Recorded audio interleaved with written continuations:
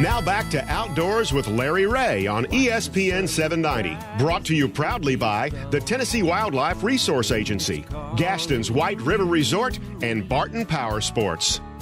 And welcome back to Outdoors with Larry Ray on this first Saturday in July, the 4th of July. So happy birthday, America, and everything. And like we talked about, getting into the show, this is usually what we refer to as open mic Saturday, but since it's myself and Greg and our illustrious leader is under the weather, cannot talk, so we told him to stay home, and because in case he had it, what he had was contagious.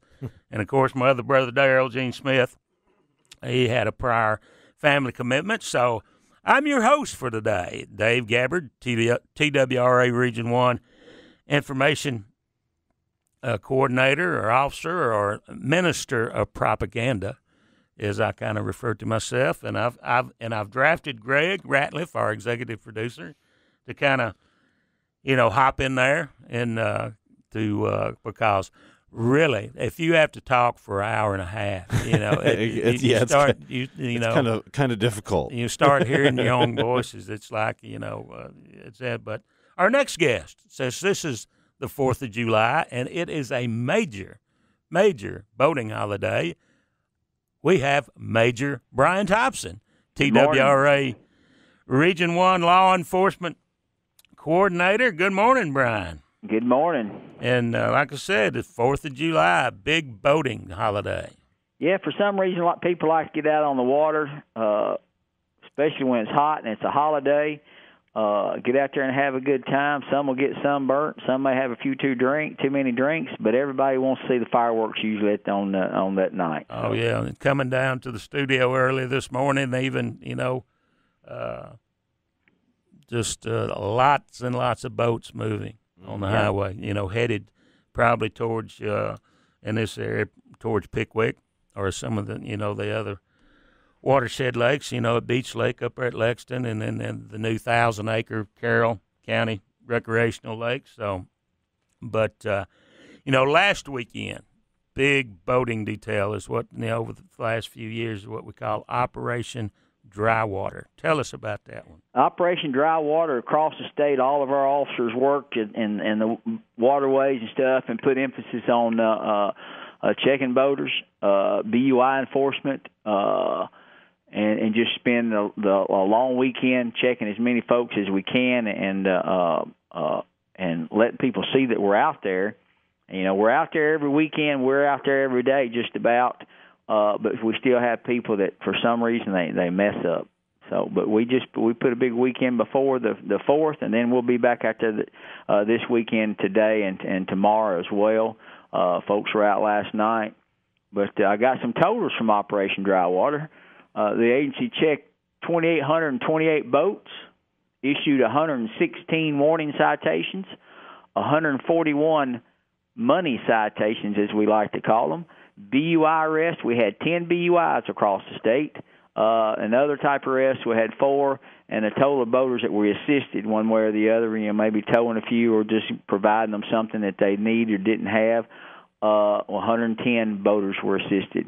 Right, and talking about boating under the influence, because I noticed looking at the media and stuff, we had a young man, from the Collierville area that was over in East Tennessee. I believe it was hit by another personal watercraft, and I noticed from our information, the driver of the watercraft that hit him, and caused the fatality. He was arrested for boating under the influence. So, what are we talk about boating under the influence?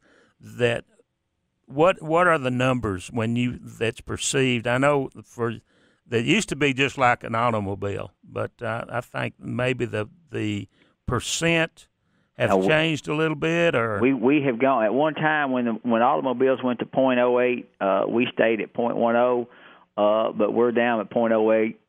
Once if you blow .08, you are presumed under the influence. Right. And but now just everything doesn't fall back on just the percentage of alcohol. People have been prosecuted with less alcohol in their system than that because of certain situations and certain circumstances. So, but that's .08 is presumed. If you blow .08, you're presumed to be under the influence. Right, and there's we talked about it. I talked about it on a couple of prior shows, I believe, right before Memorial Day holiday. There's an effect people don't realize. It's when you're out there on the water, that the rocking action and of the wave action and the bouncing and the glare and everything, it studies have shown it triples the effect of alcohol. That's correct, and the sun beating down on you, sweating, perspiring. If you're not putting the right fluids back in as well, yeah, it does. It increases the effects of one beer or two beers or three beers and four people. No, even we run into people out there on the water that haven't had anything, and just because they've been on the water all day, they don't have the motor skills or seem just a little, unstable, I guess you would say, just not as alert or whatever. Well, I know, back during my enforcement days, and like you said, back in, as we say, in our younger days when we were out there, working boating. I know when I put a long day on the lake and come in, it's like the next morning is like, man, yep. You feel like you I don't want to use the word hungover, but, you can feel the effects and, just putting in a long day out there. But I know statewide, looking at the stats that our boating division is putting out, it's been kind of we've had a lot of fatalities so far, and this is just, they said 9 fatal incidents. And, and me and you talking and everything, we instead of the word accident, we use the word incident. That's correct. Because you're like me, everything is an incident until it's investigated and proved to be an accident. So, but well, I don't know, Dave, that we found any out there that could not have been avoided. And that's the thing. You think about an accident, you think, well, it's something that nobody had any control over it. Most of ours, operator inattentiveness, he's not paying attention. That could have been avoided. Inexperience, just alcohol, all of that stuff could be avoided in these crashes. Which, and a matter of fact, this past weekend, the only serious boating injury during Operation Dry Water was actually a canoe incident over in Wayne County. So no motors involved, just a canoe. So, and also from the stats, notice we've had 26 serious injury incidents and 27 property damage incidents, and that's one of the things we were talking a little bit. I know the reporting procedures have changed. If a person is involved in a boating incident where there's property damage, but there's no injuries. I know we used to have to mail them a report, but that's changed over the years. Yeah, if somebody has property damage of $2,000 or more, they're supposed to report to us, and then our officers will have to fill out a report. We used to mail one out. We do not mail one out to people anymore. Our officers have to do the actual report. And we've got 30 days to turn it in to the Coast Guard. Now, serious bodily injury or death needs to be reported immediately. And also, there's also if somebody's involved in a serious bodily or injury accident, they have due regard that they're supposed to render aid and assistance. Not run off or whatever, which we've had that happen a few times. Right, and so it's. And I know, that a lot of the fatal accidents, is it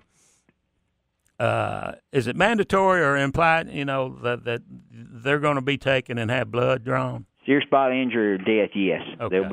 They will submit to a blood alcohol test. Right, and because I know when I left the enforcement division, umpteen years ago, that was just coming in, boating laws. Really, really looking at them over the years have really, have changed and become, because, we realize that this is recreation for people, but it's also on the serious side. And so it's just something that I know your officers, they're out there and having to, really on a given day, probably will come into more vessels than a trooper would on a county road, But also, being the 4th of July, and like you said, a lot of you guys, I know you'll probably be going out and spending on into the nighttime hours because there's a lot of fireworks displays. A lot of fireworks displays, and people like to sit around and prepare themselves for the fireworks display, and that's, cooking, drinking, or whatever, waiting for the, because it's just nothing like seeing the fireworks from the water. And I know if you're like me, you better tell them to check what? They better check their lights. They better make sure they got a designated driver.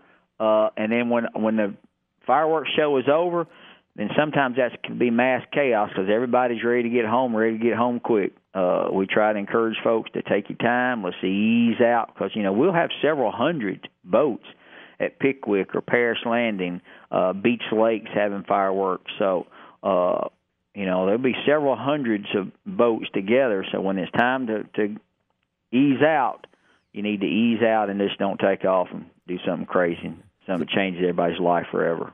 So Brian, before we get out of here today with you, is there any place somebody like me that's kind of new to boating or anybody else out there that might just be curious about where they need to go to find info?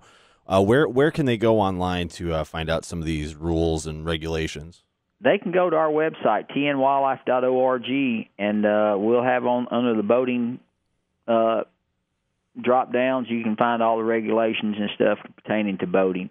Again, let's remind anybody born after the 1st of January 1989, if they'll be operating a boat by themselves or with people within that age range, they have to pass the boater education course, operate a boat in Tennessee. Doesn't matter where you're from. If you're operating a boat in Tennessee and you fall in that age group, you've got to have proof of passing a certified boater education course. And what other thing you was talking about, we kind of touched like mainly on power boating, but I've seen a lot of canoes and kayaks out there. And just to touch on it, what's the safety equipment they need, PFD-wise? They have to have wearable life jacket for everybody on board. Anybody under the age of 13 has to have it on while the boat's underway. And if they're out there at night, they got to have some type of device or light to avoid collision. Right. And I know something has changed over the years. I don't know. I hadn't talked with you to see if y'all come across them. What are the paddle boards? Paddle boards, they are considered a vessel, and anybody on those have to have the life jackets on board as well. Okay. Well, we sure appreciate you taking your busy holiday time with us because I know you're fixing to get out there and get out on the water, and I hope you'll have a good afternoon, and maybe you'll get to see some nice fireworks tonight. I hope so. The good thing about us is we get paid to see the fireworks. That's right. And maybe somebody will take pity on you and feed you. And that happens quite regularly, too. That was one of one of the perks working the river over there. Everybody wants to feed you. Yeah, come by and get something to eat with us. And we mean that, so we do. Okay. Well, all sure. Right, thanks, guys. Okay, you have a good day, Brian. Major Brian Thompson, TWRA Law Enforcement Coordinator, talking, some boating on this 4th of July. And I hear music again. Yes, sir. And I see the finger pointing at me.